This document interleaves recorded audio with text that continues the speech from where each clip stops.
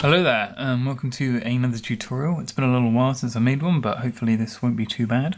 We're going to make the sound you just heard, which is sort of like a new wave pad thing. I've used lots of pitch modulation for the global tuning, so that's where you get that kind of wavy effect and the weird startup sound. But through seeing how to make it, you can decide if you want to keep those on yourself. So yeah, let's get right into it. Alright, so starting off with the oscillators, we're going to go for the subby saw here. We're going to put a bit of detune on like this and have 3 voices. Next up, we've got a second oscillator, and we're going to go over to the basic shapes so we can get a square wave. And then I'm going to turn the pulse width modulation. There it is. Set this to about here. And then we'll move on to the filter. Actually before that, I need to do detune for this, which looks like that. So just a couple of voices there. So now we've got this kind of thick sound and we're getting a bit of the motion from the detune there. So with that, we'll look at the filter. The filter, we need both oscillators sent to it. And it is a multi-band pass filter. And the cutoff for the first filter looks like this. And then the cutoff for the second filter should be all the way up here.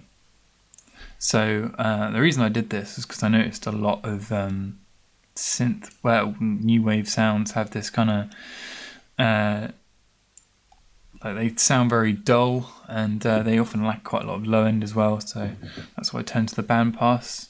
You might find it easier to use like a normal low pass or a high pass and then kind of treat it as you want with the EQ, or some like more complex tape distortion might do it, but I've gone for the band pass out the gate. And yeah, so that will bring us to the envelopes. The first envelope, I have a bit of attack here. This I kind of been playing around with. I don't really know if I like the attack on here, but it sort of matches the pitch attack that I had, so I stuck with it for now. I'm looking for about 300 decay. Then we want to set our sustain to about minus 8.7.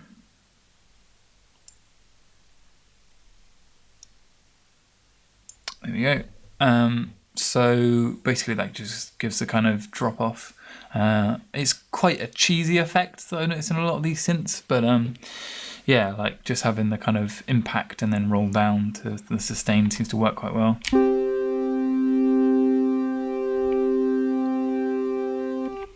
Obviously the more decay time you pull up, the more dramatic that effect is.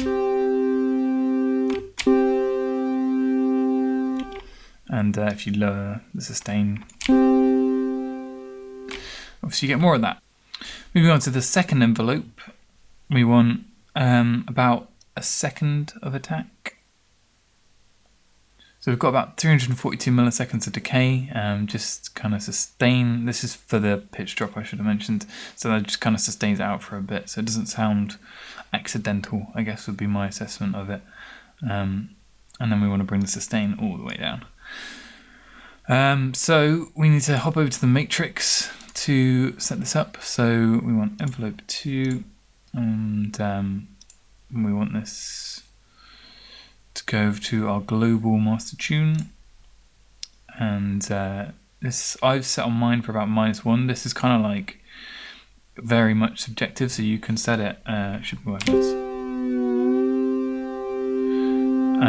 And then you could really like go for it and have this weird big dramatic pitch effect at the start. But I found like anywhere around sort of -3 to -1 is a good spot for something that doesn't sound too dramatic, but it's quite a nice effect. And then I've also set it on the drive for the filter.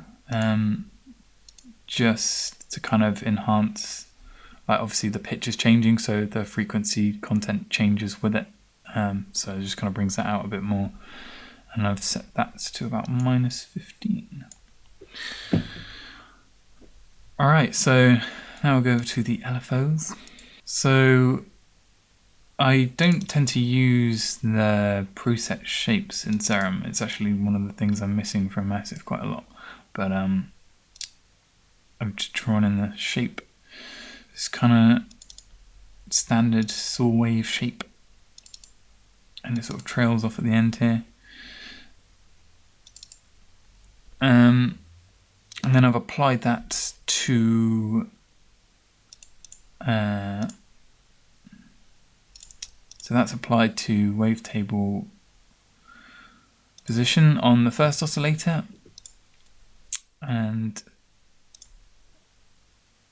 it's also applied to the pulse width modulation on the second oscillator. So this, and where is it? Here. So the amounts for those are, so 59 for this, and then a bit more for this, around sort of 70-ish. And so that leaves us with this.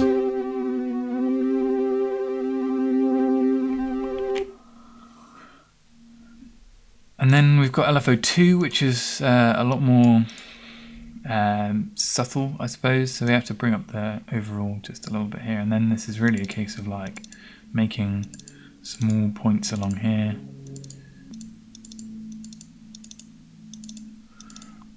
So this doesn't have to be 100% exact because you're going for a kind of, it's kind of deliberately all over the place a little bit. So and the values here are quite minute, so you won't really notice it if it's not exact or anything. Luckily, because that would take forever.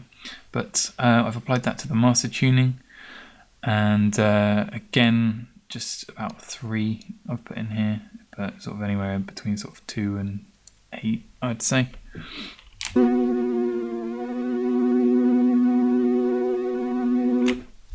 And you might think that sounds nothing like the synth. Well, that's because there's a butt ton of effects on this synth. So let's go and do some of those, starting off with the hyperdimension effect, which is essentially just a nice kind of spacing and detune tool. Then we move on to some chorus, which really, well, I'll just take a listen.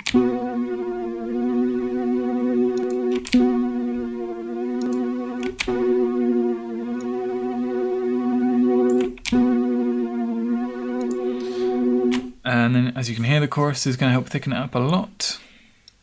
But just to make sure it's not too dramatic, turn down some of the rates and stuff.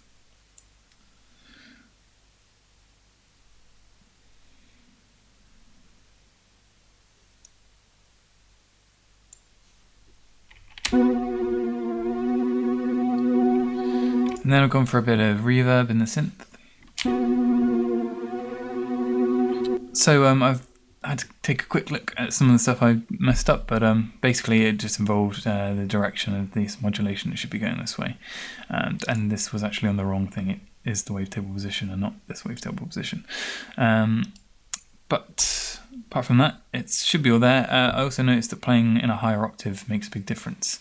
And there's one final thing that I need to put on, which is the sub-oscillator. So that is a triangle, and I've raised it up an octave. And yeah, it's not sent to the filters or anything like that, it's just there to sort of reinforce the sound.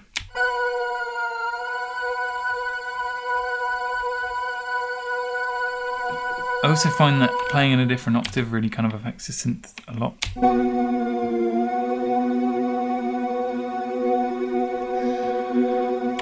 And then as far as the effects go on the actual synth, we'll take a look at what I did in the first place. So you can see I did go for some saturation, but I didn't think it was quite satisfying enough, so I've gone for some Ozone tape distortion, which you don't have to use this specific plugin. Obviously there's a lot of tape distortion plugins out there, but it's very much the kind of new wave sound that people go for. And then we've got the CQ, where I've done a cut around sort of 500 Hz and a boost around almost 3K Hz. And this was because I thought the low end was way too strong. And basically I was just mixing the synth, which is good EQing really, I guess. If I'm gonna toot my own trumpet. And then we've got a phaser on here. The phaser helps a lot. If I just play this back.